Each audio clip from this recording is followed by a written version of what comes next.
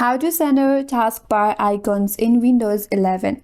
Hi everyone, this is Kate and welcome back to another video. And in today's video, we will learn how we can center taskbar icons in Windows 11. So without further delay, let's get started with this video. So first of all, on your device, head towards your taskbar empty space. There, right click on it. Now from here, click on taskbar settings.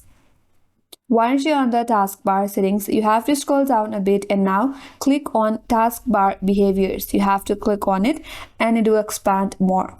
So on the taskbar alignment, there you will see one drop down. All you have to do is click on it. And from here, select center. And there you go. Now your taskbar item or items is moved towards the center. So in this way, you can center your taskbar icon in Windows 11, and that's all for today's video. Hope this video was helpful, and if you're new to our channel, consider subscribing. Thank you for watching and stay tuned for more videos.